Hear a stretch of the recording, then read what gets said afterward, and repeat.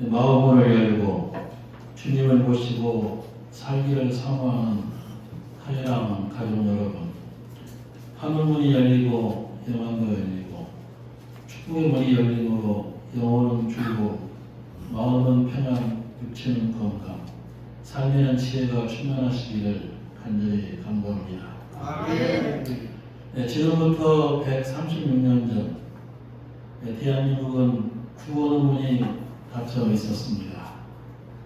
오늘 시간에는 구원에 있었던 그 중요한 사건들을 몇 가지 소개해 드리면서 하나님께서 이 구원에 어떻게 역사하셨는가에 대해서 말씀을 나누고자 합니다.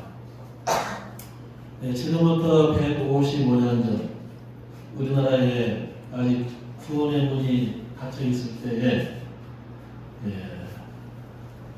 영국 런던 선교회 소속 로버트 토마스 선교사가 영국 선교사로 왔었습니다.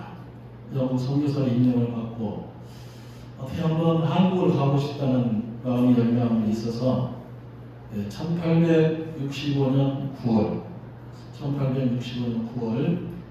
서해안에 도착해서 두 달 동안 체류하면서 인근 지역을 순회하면서 몰래 한국말을 배웠습니다.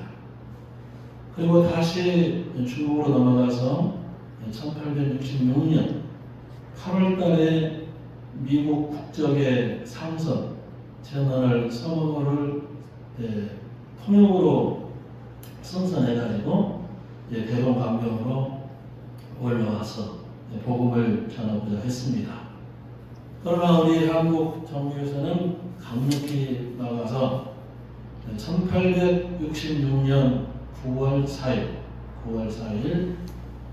토마스 선교사는 목배임을 당해서 죽었습니다. 9월 4일입니다. 그는 최초의 개신교 선교사로서 우리 한국에 와서 순교자가 되었습니다. 또 세월이 흘렀습니다. 1884년 9월 20일 공식적으로 한국 선교의 문은 닫혀 있었는데 하나님의 사자를 모신 무덤한 배 한 척이 인천에 도착했습니다. 그 배에는 알렌이라는 26세 된 의사가 타고 있었습니다. 그는 실로 한국의 선교의 문을 열고 구원의 문을 열리는 위대한 하나님의 사람이었습니다. 이 사람은 본래 1883년 미국 국장로교 외지 선교회 소속 의료 선교사가 되어 10월 11일 중국에 도착하여 의료 선교사로 일하고 있었습니다. 그런데 이 사람이 의료 선교사 일을 하면서도 자꾸만 마음이 한국으로 가고 있었어요. 한국을 위한 선교사로 나가야 되겠다. 그런 마음이 있어가지고 본국의 선교부에 연락을 해서 한국 선교사, 의료 선교사로 임명을 받고 드디어 1884년 9월 14일 상해를 떠나 1884년 9월 20일 인천에 도착을 하였습니다. 한국은 전도의 문, 구원의 문이 닫혀 있었습니다. 알렌 의사가 미국 공사관 공유로 일을 하게 됐는데 알렌 의사는 미국 공사관 외교관 몰련도프의 도움을 받아 미국 공사들뿐만 아니라 영국, 중국, 일본 공사관 공유도 겸하였으며 인천 세관의 촉탁 의사도 겸임하여 한국의 학습에 열심이었습니다. 그리고 매일 그 공사관 직원들과 함께 예배를 드리게 되었습니다. 알렌이 10월 1일 선교회 본부에 발송한 보고문에 보면 이렇게 되어 있습니다. 내가 이곳에 온 지 2주간이 되었다. 나는 선교사로서의 공식 활동이 허락되지 않아 공사관 공유로 일하고 있다. 그러나 앞으로는 장래에 선교의 문이 활짝 열릴 것으로 믿고 준비하고 있다. 이렇게 보고했습니다.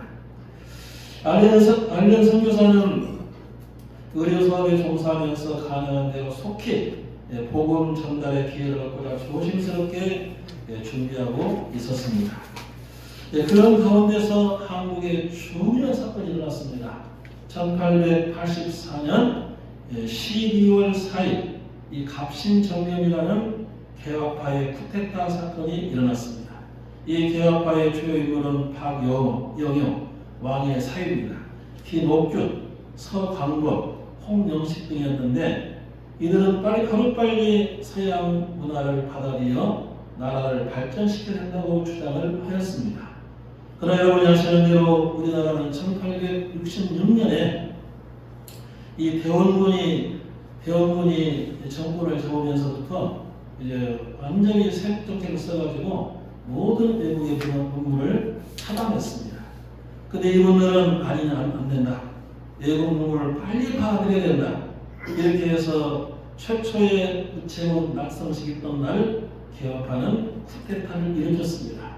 그 쿠데타를 통하여서 고종 형제의 처조카이며 보수파의 우두머리인 민영익은 7군데나 칼을 맞고 동맥이 끊겨 휴대를 심하여 매우 위독하게 되었습니다. 한의사 14명이 피를 멈추게 하려 했으나 효력을 보지 못했습니다. 그때 미국 공사관의 몰렌노크는 자기 공간으로 옮긴 다음 알렌을 불러 응급수술을 하게 했습니다. 밤새도 수술하여 피를 멈추게 하는 데 성공하였고 3개월 동안 정성스럽게 보살펴 생명을 구출하게 되었습니다. 이에 대한 상급은 놀랍고 흥분한 것이었습니다. 1885년 1월 27일 민영익은 10만 냥의 감사예물을 그에게 전달했습니다.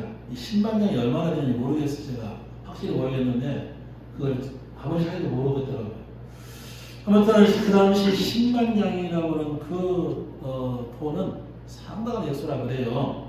그리고 고종 황제는 시의로 임명했습니다. 차관급 왕의 주치의 서양 의술로 탁월함을 인정을 해서 시의로 임명을 하고 차관급에 해당하는 폐서를 내리게 되었습니다. 그리고 이 알레르사에게 소원을 물었을 때 나는 병원을 세우는 것이다. 이렇게 해서 1885년 1월 22일 병원 설립 허락을 받고 병원을 설립했는데 그 병원이 광해원입니다. 2월 25일에 개설을 했어요. 광해원, 널리 은혜를 베푸는 곳, 널리 혜택을 주는 곳, 그런 뜻으로 광해원이라는 이름을 붙였는데 그 외에 재중원이라고 다시 개칭을 했습니다. 재중원이라는 뜻은 누구나 도와주는 기관이라는 그런 뜻으로 주민이나 귀족이나 가난한 자나 남녀 차별 없이 누구나 도와주는 그런 기관이다. 이렇게 재중원이라고 이름을 붙였습니다.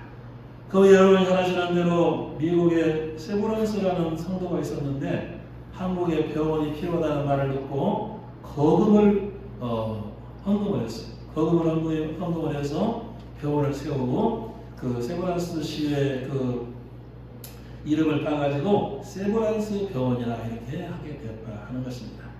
이리하여서 병원일을 돌보다는 명목으로 선교사가 한국에 들어올 수가 있었습니다. 공식 선교사로서는 목사 선교사로서는 들어올 수가 없는데 1885년 4월 언더우드 목사가 바로 그 제주원에서 의사, 조수로 일한다는 그런 명목으로 1년간 의료 수업을 받아가지고 들어오게 되었습니다. 6월달은 헤론 의사가 내한했고 이렇게 해서 이 알렌은 1884년 가을부터 1905년 한국을 떠날 때까지 20년간 선교사로, 의사로, 공사로, 특명 정권대사로 분주히 그리고 눈부시게 활약을 했습니다. 그리고 그의 활약으로 한국과 미국은 국교가 더욱 두터워지게 되었고 그가 개척해 놓은 길을 따라 원도우드 아펜셀들을 비롯한 많은 선교사들이 마음 놓고 입고 가여 일할 수 있게 되었으니 그는 실로 복음 선교 활동의 길을 닦아놓은 한국 선교의 공을 세운 대단한 인물이라고 할 수가 있겠습니다. 그때부터 우리 한국의 그 선교사, 미국 선교사가 우리나라에 2,500명 정도 왔다 갔다 그럽니다. 2,500명 정도 왔다 가고 그리고 이 모든 역사의 배후에는 하나님의 계시다는 사실을 여러분께서 믿으실 줄로 믿습니다. 하나님은 그를 통해서 한국 선교의 길을 열어놓으신 것이고 그리고 수많은 선교사들이 그 길을 따라서 거침새 없이 들어올 수가 있었습니다. 지금 우리 한국의 선교사가 들어오기가 다시 중국을 생각해 보면은 중국의 선교사 들어가기 얼마나 어렵습니까? 정말 어렵습니다. 그 외에도 많은 그 나라들, 우리 전 세계적으로 선교사들을 쉽게 채용하는 나라가 56개 나라입니다. 56개 나라는 절대 선교사를 받아들이지 않는 그런 회교 국가들이 있고요. 그 중에서 들어와서 활동하다 잡히면은 사형당하는 그런 나라가 꽤나 있습니다. 우리나라도 그때 그런 수준이었습니다. 그러나 알덴 선교사가 이와 같이 우리 선교사가 길을 열어놓은 그 길을 따라서 많은 선교사들이 거침없이 없이 들어가서 큰 역사를 이루게 되었으니 하나님의 놀라운 은혜인 줄 믿습니다. 문들아 너희 머리를 들지어다. 문들아 들릴지어다. 영광의 왕이 들어가시리로다. 이렇게 말씀했는데요. 이 말씀의 의미를 살펴보니까 문은 지금 이 말은 성전에 들어가는 노래라고 되어 있어요. 성전에 들어가는 노래. 그래서 성전의 문이 쫙 열리면은, 문이 열리게 되면은 이제 백성들이 그 문을 들어가서 하나님을 그 지성전에 들어가서 하나님을 뵙게 된다는 그런 뜻이라고 말씀하고 있어요. 그런데 그 문들아 너희 머리를 들지어다. 머리를 들지어다. 이 말씀 우리 개인적으로 생각하면 위로 들어 올리게 되어 있었던 당시 성문 구조를 반영한 표현으로서 환영하고 영접한다는 뜻이다. 이렇게 되어 있어요. 환영하고 영접하는 뜻이다. 내가 마음을 열고 내가 문을 열고 주님을 모셔드릴 때 영광의 왕께서 들어오셔서 내 마음에 좌정하시고 은혜로 역사하신다 하는 것입니다. 그래서 이 말씀을 여러 면으로 생각해 볼 때 바로 이와 같이 참 알레 의사를 통해서 하나님이 문을 여셨어요. 한국은 닫고 있었어요. 그러나 하나님께서 여러 가지 가심 연면이라든지 몇 가지 사건을 통해서 이렇게 선교사가 들어올 수 있는 길을 열어놓으셨으니 참으로 하나님께 영광을 돌리지 아니할 수가 없습니다. 자, 드디어 1885년 4월 5일 바로 언더우드 목사와 아펜셀러 목사가 한국에 도착을 했습니다. 그는 처음 병원에서 일하면서 아까 말씀드렸죠. 공식적으로 의료 선교사 활동을 했지만은 목사로서의 선교사는 할 수가 없었습니다.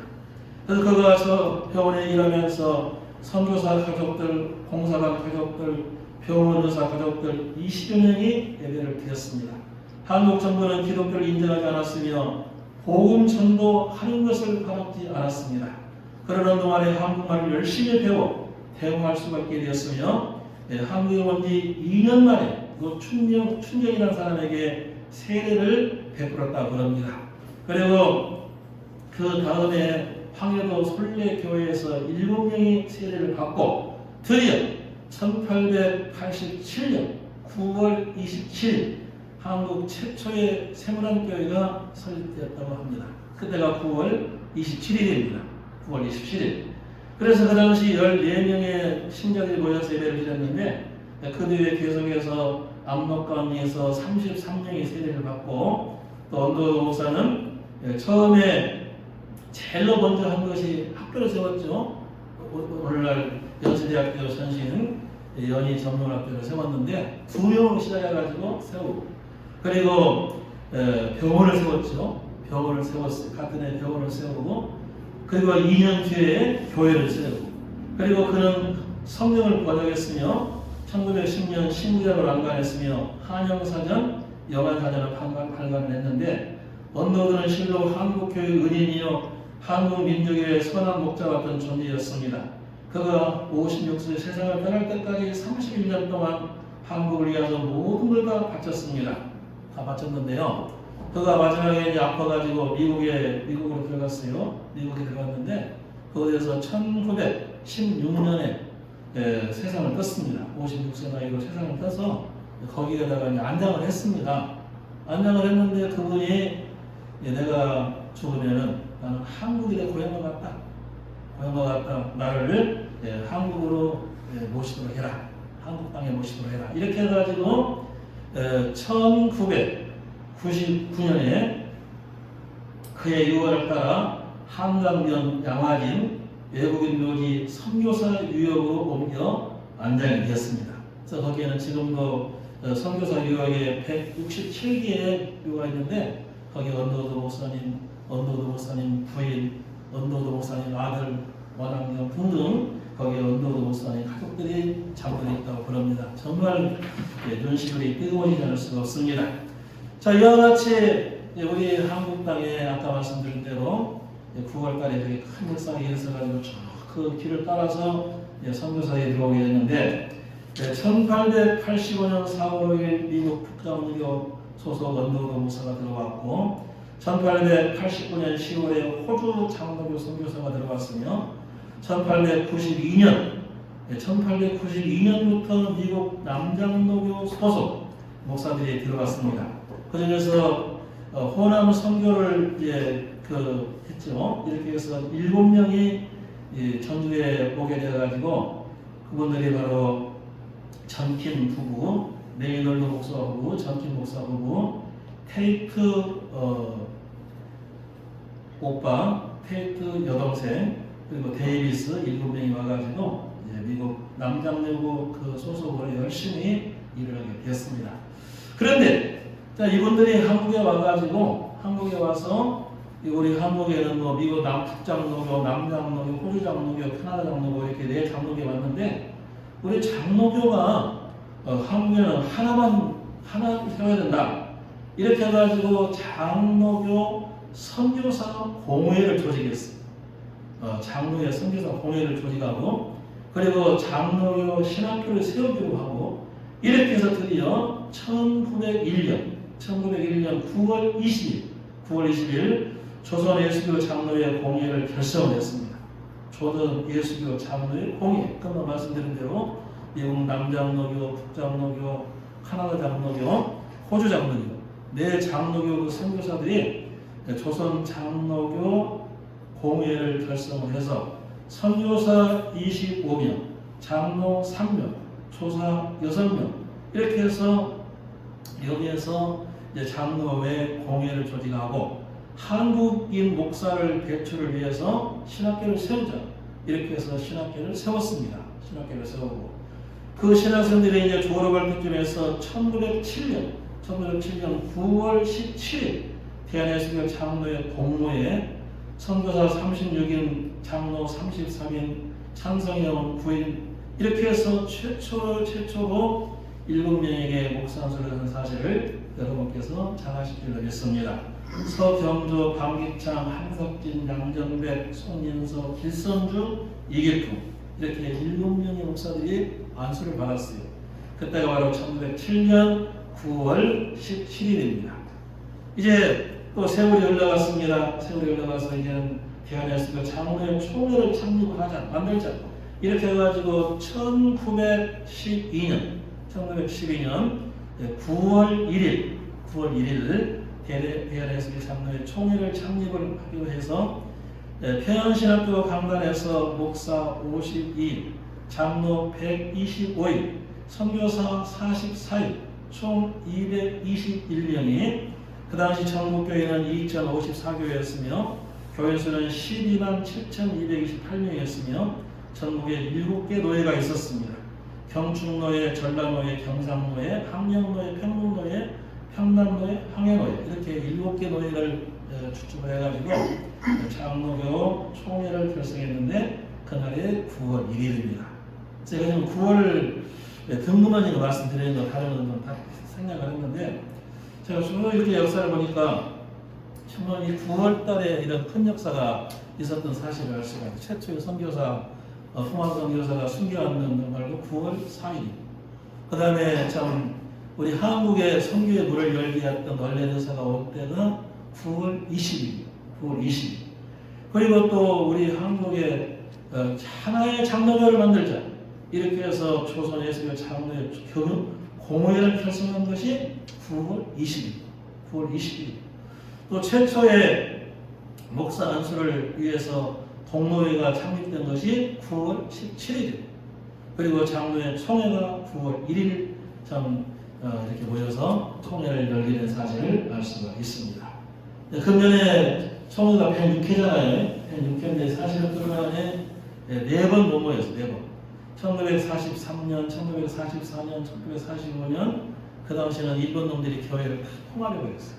못 모이고 1950년 6.25 전쟁이 일어나가지고 뭐 4번 못 모였는데 그냥 금년에 딱 한다면 110회가 돼야 되는데 106회. 그런 역사적인 어려움이 있었던 걸 알 수가 있습니다.